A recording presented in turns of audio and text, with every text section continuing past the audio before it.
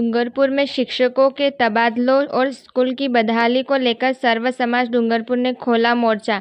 डूंगरपुर में शिक्षकों के तबादलों और स्कूल की बदहाली को लेकर सर्व समाज डूंगरपुर ने मोर्चा खोल दिया है। समाज सेवी अनुतोष रोत और समाज सेवी दिग्विजय सिंह ने इन तबादलों को नियम विरुद्ध बताते हुए शिक्षा व्यवस्था को बर्बाद करना और मेंटेनेंस फंड में करोड़ों के भ्रष्टाचार गंभीर आरोप लगाए हैं। पार्टी ने साफ चेतावनी दी है कि यदि यह फेराबदल तुरंत निरस्त नहीं हुआ तो स्कूलों में तालाबंदी कर उग्र आंदोलन किया जाएगा। अनुतोष रोत का आरोप है कि बिना किसी तय मापदंड और नियमों के सिर्फ राजनीतिक दबाव और झूठी शिकायतों के आधार पर मनमर्जी से ये तबादले किए गए हैं। इस आधुंधी फेराबंदी से क्षेत्र के कई स्कूलों में शिक्षकों के पद खाली हो गए हैं, जिससे बच्चों का भविष्य अधर में लटक गया है। महिलाओं को और दिव्यांग कर्मचारियों के ट्रांसफर में भी नियमों की जमकर धज्जियां उड़ गई है। पार्टी ने प्रशासन और अल्टीमेटम दिया गया है कि अगर नियम विरुद्ध तबादले तुरंत निरस्त नहीं किए गए तो उग्र आंदोलन के साथ स्कूल में तालाबंदी की जाएगी।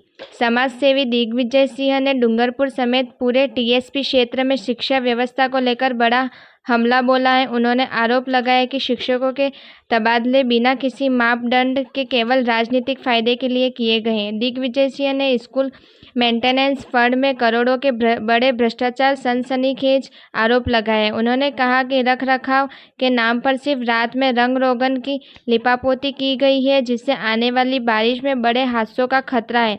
पार्टी ने साफ चेतावनी दी है कि इस गड़बड़ी को तुरंत नहीं सुधारा गया तो वे उग्र आंदोलन करेंगे।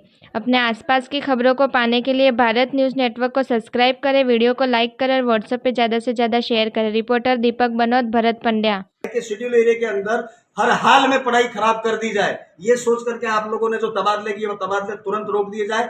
बैकडोर एंट्री करके तबादले किए। आपने 10 तारीख का एक डेडलाइन रखा था, 10 तारीख के बाद में भी आपने सूचियां जारी रखी है। सरकार के लोगों ने क्या चाहते हैं ये लोग, ये समझ में नहीं आ रहा। शासन प्रशासन होश में आ जावे, नहीं तो किसी की टांगे तोड़नी पड़े तोड़ने के लिए तैयार है। यहाँ के बच्चों के साथ हम लोग खिलवाड़ नहीं होने देना चाहते। बच्चा पढ़ करके आने वाले समय में आप ही के पदों पर आकर के नौकरी करेगा। सभी विभागों में इसी तरीके से इन्होंने चापलूसी के तहत जो ट्रांसफर किए वो ट्रांसफर नहीं होने चाहिए। दूसरा, एक व्यवस्था बनी हुई है, कोई महिला है जिसके बच्चे यहाँ पढ़ रहे हैं उसके आपने आनंद फानंद में ट्रांसफर कर लिए। कोई अपंग है जो पढ़ा रहा उसके ट्रांसफर कर लिए। पति पत्नी दोनों नौकरी कर रहे हैं, उसका मापक दंड नहीं है। कोई व्यवस्था नहीं है, मन मर्जी का। किसी ने शिकायत कर दी, मेरे जैसे व्यक्ति ने कह दिया फलाना व्यक्ति फलानी जगह संबंध रखता है, उसका आपने लिस्ट के अंदर नाम रख लिया। क्या चाहते हैं आप लोग? यहाँ की शिक्षण व्यवस्था बर्बाद हो जाए, आपके यहाँ के सारे पढ़ाई करने वाले बच्चों का भविष्य खत्म हो जाए, ये तो लोग चाह रहे, लेकिन हम लोग ये नहीं होने देंगे। मैं आपको विदित कर देना चाहता हूं, पिछले समय में 2-3 घटनाएं हुई है क्षेत्र के अंदर, उसको लेकर के हम लोग सजग रहे। हम किसी गलत का साथ देने की बात नहीं कर रहे, लेकिन जो गलत होगा उसको हम सहेंगे नहीं। यहाँ के नेता जनप्रतिनिधि सुन ले, वो किसी भी दल के हो, कम से कम जो ये लोग जिनके तबादले हुए उनके तुरंत प्रभाव से रोक दिए जाए। इन्होंने फिर एक कैविएट लगा रखा है ताकि वहां जाकर के हाईकोर्ट में कोई अप्लाई नहीं कर सके। क्या चाहते हो? कुछ इन्हीं लोगों के ये व्यवस्था कर रखी है इन्होंने। एक का इस रोड के इधर ट्रांसफर किया, उस रोड को उधर जाना उसका ट्रांसफर कर रहे हो। किसी को तुम टोक बेच रहे हो, किसी को तुम बूंदी बेच रहे हो। क्या चाहते हो? और पदोन्नति वाली एक बात आपके बीच में मैं रखना चाहूंगा। पदोन्नति के अंदर एक व्यवस्था बनी हुई है। जैसे ही आप पदोन्नति के, जैसे आप लेक्चरर है, प्रिंसिपल हुए, उसी जगह यथावत प्रिंसिपल का चार्ज देने का कौन सा आपका प्रावधान जारी कर दिया गया? अभी पिछले समय में हम लोग देख रहे हैं। उसका अगर पदोन्नति में नाम आता है, वो प्रिंसिपल बनता है व्याख्याता से, तो उसको आप कम से कम स्कूल चेंज करके भेजे तो वहां की शिक्षण व्यवस्था सुधरेगी। बहुत सारे स्कूलों में पद खाली है, इन सबको रवाना करके पूरी स्कूल ही खाली कर देना चाह रहे हो तो स्कूल में बच्चे पढ़ेंगे कहां से?